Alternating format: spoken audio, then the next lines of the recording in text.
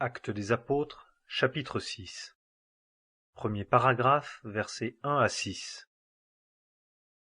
Or, en ces jours-là, le nombre des disciples se multipliant, il s'éleva un murmure des hellénistes contre les Hébreux, parce que leurs veuves étaient négligées dans le service journalier.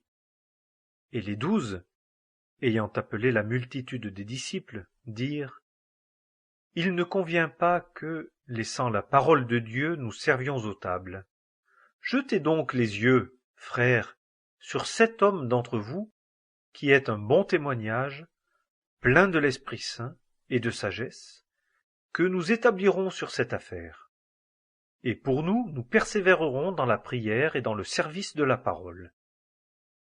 Et ce discours plut à toute la multitude, et ils choisirent Étienne, homme plein de foi et de l'Esprit Saint, et Philippe, et Prochore, et Nicanor, et Timon, et Parménas, et Nicolas, prosélyte d'Antioche, qu'ils présentèrent aux apôtres, et après avoir prié, ils leur imposèrent les mains.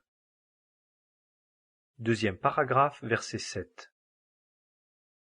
Et la parole de Dieu croissait, et le nombre des disciples se multipliait beaucoup dans Jérusalem, et une grande foule de sacrificateurs obéissait à la foi. Troisième paragraphe, versets 8 à 15.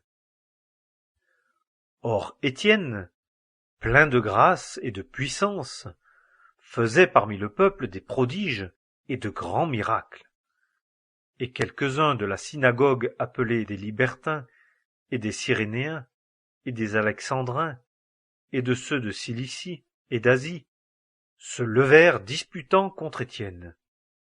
Et ils ne pouvaient pas résister à la sagesse et à l'esprit par lequel il parlait. Alors ils subornèrent des hommes qui disaient: Nous l'avons ouï proférant des paroles blasphématoires contre Moïse et contre Dieu. Et ils soulevèrent le peuple, et les anciens et les scribes, et tombant sur lui, ils l'enlevèrent et l'amenèrent devant le Sanhédrin. Et ils présentèrent de faux témoins qui disaient: Cet homme ne cesse pas de proférer des paroles contre le saint lieu et contre la loi. Car nous l'avons entendu dire que ce Jésus le Nazaréen détruira ce lieu-ci et changera les coutumes que Moïse nous a enseignées. Et tous ceux qui étaient assis dans le Sanhédrin, ayant leurs yeux arrêtés sur lui, virent son visage comme le visage d'un ange. Actes des Apôtres, chapitre